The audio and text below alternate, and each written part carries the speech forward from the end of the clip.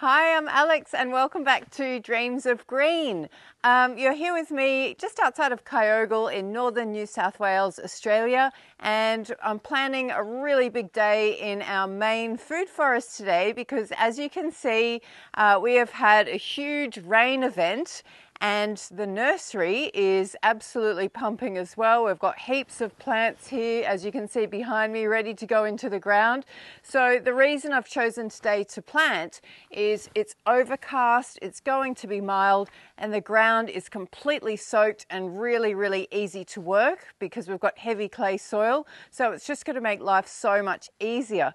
So in the previous video, you saw that basically we'd had problems with rodents. We've had this main food forest that I'll show you shortly for just on probably about 2 years, and I've just been planting things out as things are ready in the nursery.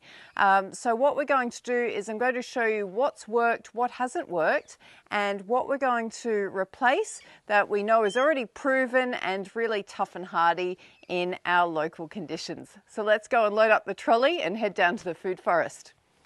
So two of the trees I've decided to plant out first are going to be the locust. You can see this is a locust I just dug up from the side of the road probably about 3 years ago, and you can see just how it's thriving on complete neglect, and it really loves our hot humid summers and mild winters. And the other one that I want to start with as well is this dwarf black mulberry. So this one tree, I've propagated hundreds of new trees just from cuttings, and you can see it's absolutely thriving and absolutely laden with fruit. We've been collecting hundreds and hundreds of mulberries every day for the last several weeks, and we just can't keep up with production.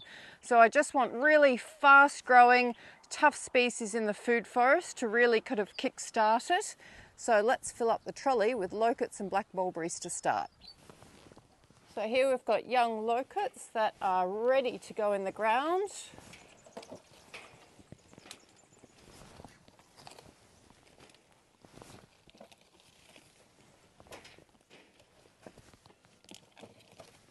And I'm just selecting the tallest, strongest ones, just to give the best chance of success and always be selecting the best genetics. I think too I need to be a little bit more selective. I've noticed in the food forest, just because I didn't quite have enough, I planted out perhaps not the strongest seedlings, and they definitely haven't done as well. So when you've got such an abundance of trees, if you've got your own home-based nursery, one thing I'd recommend is do thin out your seedlings and cuttings. Eliminate the weakest ones, and then you'll definitely have much better success rates when you're planting out. And these are easy to tell as well. Obviously I've got black and white mulberries. You can see in the distance there, that's my white mulberry out there, which is full of fruit as well. And luckily for me, the cuttings, it's easy to tell what's what because the cuttings have got fruit already. Okay, the trolley's full, so let's head down to the food forest. Okay, and you can see we're down at the main food forest. So we've got different consortiums or groups of trees, 4 different groups, that are basically repeating as we go down the hill. All of the trees are planted on contour. Everything is a metre apart, just to make it easy. As I said, we've just removed all of this grass.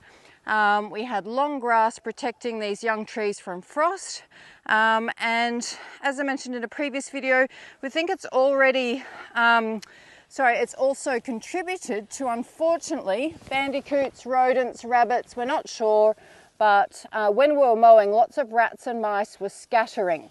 So we think they've used these grass baskets as basically nesting homes and breeding grounds.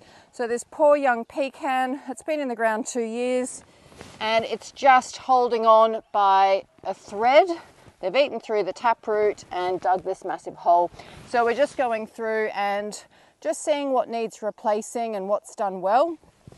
You can see here that we've already got some young black mulberries.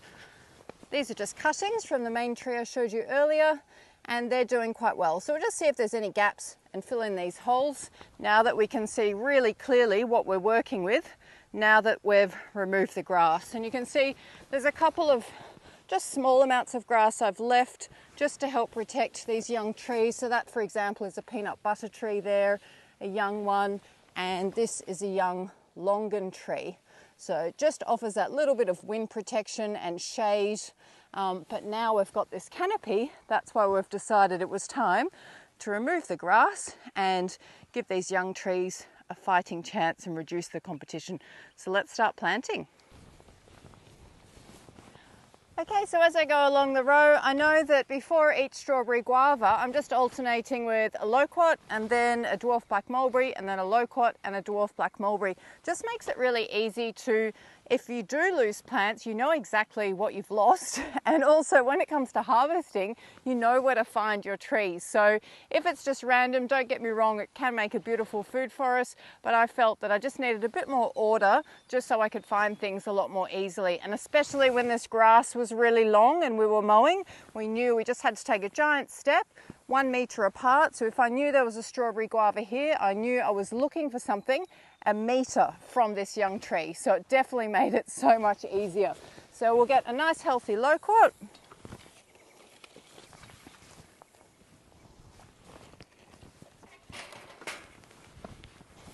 And I just plant with a mini mattock. So we've got lots of mulch here from mowing the grass. The soil's really nice and soft. And the difference is amazing. We've now got, since we've been working on this food forest, it's now full of worms, which weren't there before. This was heavily compacted from having cattle on it and being overgrazed. So now we're really starting to see a transformation in the soil. And also the soil, even though it's heavy clay, it's definitely not as compacted. So I'm just using the flat edge just to shape the hole. So I'm digging a little bit of a well uphill just to capture that water. Wow, lots of worms in here, which is amazing.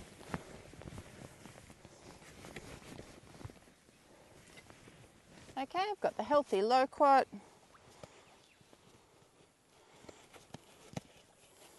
And we've got nice root formation there as well. I'll just tilt this down just a little bit so you can see a bit better. And because the soil's so wet and we're expecting to get a little bit more rain this afternoon and tomorrow, I don't even have to worry about watering anything in. So when you're planting out kilometres of tree rows, whatever you can do to make your life easier really helps. And I've tried planting things when it hasn't rained in a little while and this heavy clay soil is really hard, and it literally takes me, I think, between 6 and 10 times as long. You saw that was no effort at all to dig a hole, but if I had have tried to have planted out just a few days ago before the rains, it would have just taken me so much longer.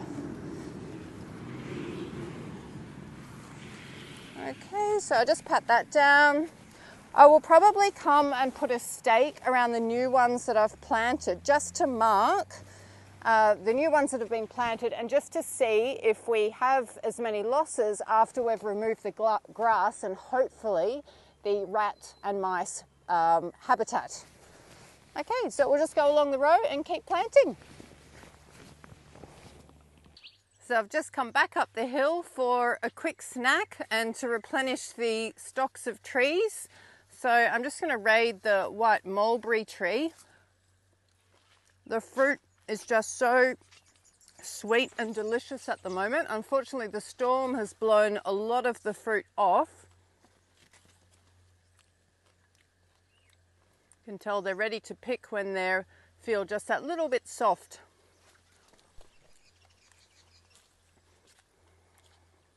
Here's another one. And often they've got just the slightest pink tinge to them. Okay. So this time I've got the wheelbarrow because working on the steep slopes, I need the brakes. It was really hard to control that trolley down the slope. So what I'm selecting now is, unfortunately, they got into the mangoes. So we've only got a couple of mangoes left. I am going to try again with the mangoes because they are tough. I really want mangoes in the food forest, and I've just got so many of them.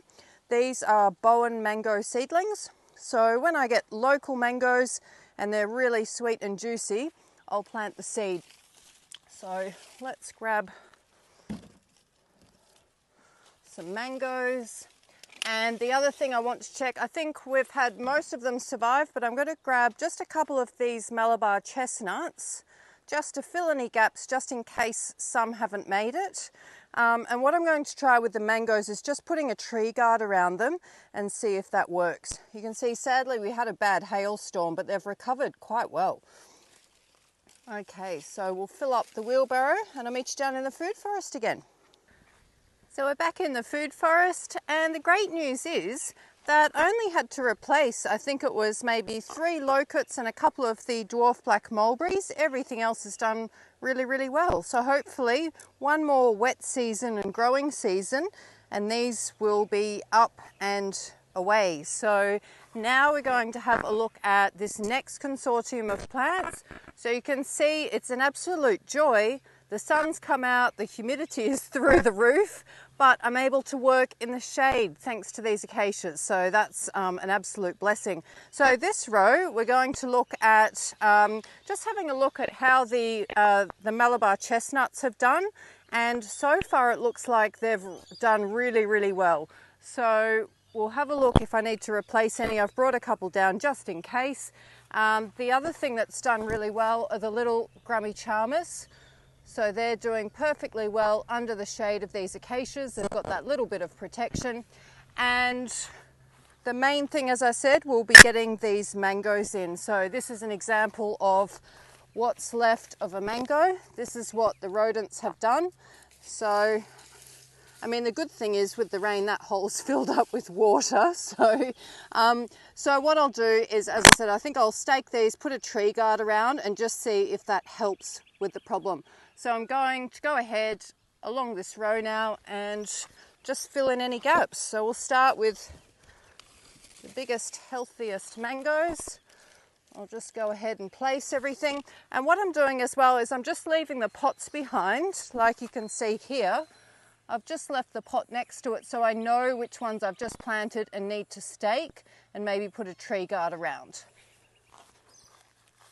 So the next one we'll look out for is I'll prop this ice cream bean back up, and what I experimented with was just shoving bird's eye chilies, crushed bird's eye chilies down the hole and stomping it back in and staking it. This is what I did with some other pecan trees and it seemed to do the trick. So I'll do the same with this and see if that helps. As we go along, you can see the peanut butter trees. They've only been planted a few months ago and they've started to get new growth now that we've had the rain and it's warming up.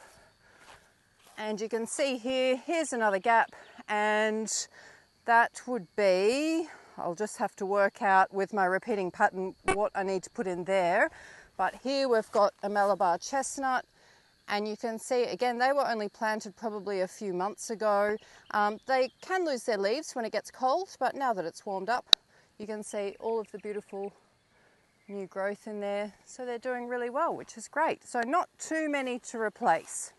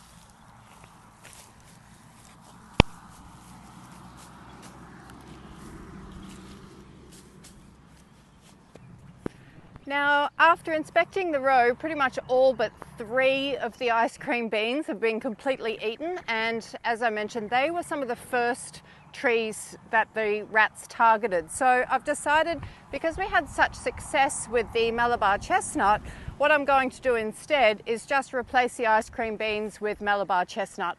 I just figured it's a really fast growing source of protein as well, which is obviously really important in a food forest. I don't think my macadamias are going to produce nuts for quite a few years because they're much slower growing. So this is a great alternative. The other thing is I'm satisfied with the number of nitrogen fixing support trees around, just because I've got heaps of these acacias as well as some Calliandra and Leucaena in this row. So let's go ahead and plant these Malabar chestnuts. The other reason I wanted to plant these is I've got so many in the nursery and they really are ready to get in the ground. So because they're already proven, we'll just keep doing more of what works. I may decide I'm going to trial, as I said, now I've got rid of, we've mown all this grass, and hopefully the rats and mice won't nest in here anymore. So I will try the ice cream bean, perhaps in another row that needs more shade, just because they were so fast growing. And I figure it's not a complete loss anyway, because they had all their roots down. The rats kind of dug in about this far, ate them off at the base, but all of the roots with all the nitrogen fixing kind of nodules on them is all in the soil. And as you can see, this was really heavy clay, really hard to dig, and the soil is really transforming year after year. So I don't think they were always kind of support trees and sacrificial trees, if you like. So it's not a complete waste. And as I said, it's just about observing what works and what doesn't work, and just continuing to be curious and try new things on your land. And then you kind of come up with your own formula that works for you. But yes, these Malabar chestnuts have been a lot tougher than I expected. And even when we don't get rain for quite some time, they seem to cope quite well. Again, in winter, they do tend to lose a few leaves in winter if you get those sustained cold temperatures. But again, because our frosts are only very mild, they haven't been too badly affected. And again, when I'm planting, I've just got a little bit of a well just to capture the runoff that comes downhill, and a little mini berm on the lower side just to hold that water and help it to soak in instead of it just sheeting off the hillside. And then, as I said, because we've mown, we've got heaps of mulch around, and that's been the secret. One of the other biggest threats is evaporation. So if you can get fast growing shade and then heaps of mulch, that helps so much with the survival rate of your trees. Okay, we'll go on to the next one.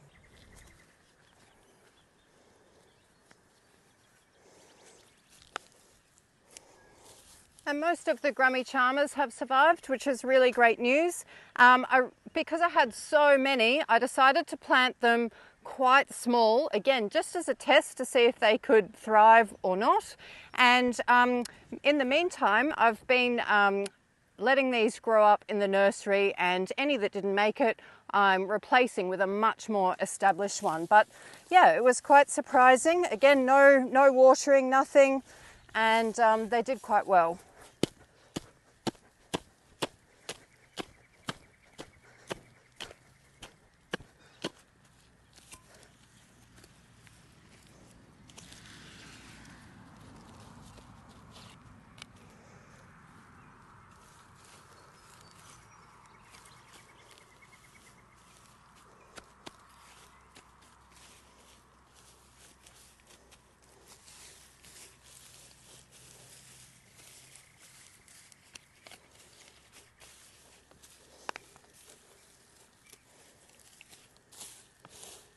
What I'm noticing with all of this mulch as well is so much leaf litter from the acacia above. So that's really rich in nitrogen.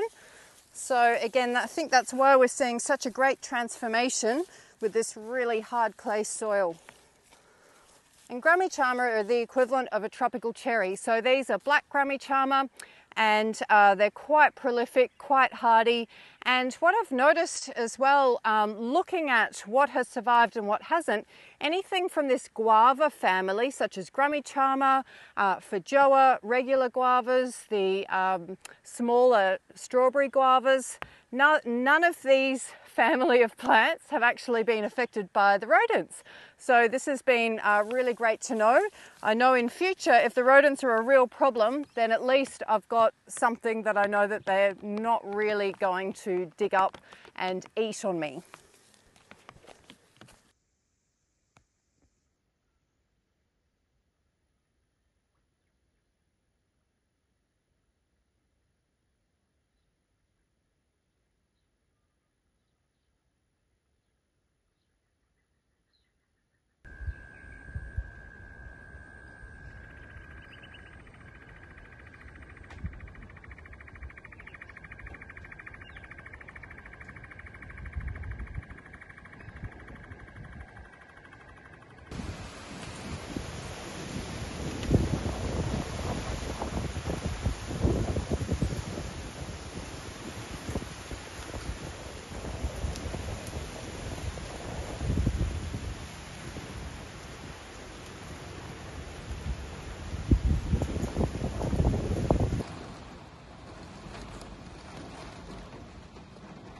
So that was a crazy storm we had, but thankfully it's watered all my trees in for me and I didn't have to do it myself, which is great. This wet season we'll really notice a big jump in the growth, because often the first couple of years, as I said, some species have been in the ground a couple of years, some have just been planted, but once they get their roots down, then that growth up on top tends to just explode. So I'm really excited to see the growth at the end of this upcoming wet season, and hopefully we'll be starting to get that kind of full canopy, frost protection, and start to create that perfect microclimate that's really nourishing for these young plants. All right, see you in the next one. Thanks so much for watching. Bye.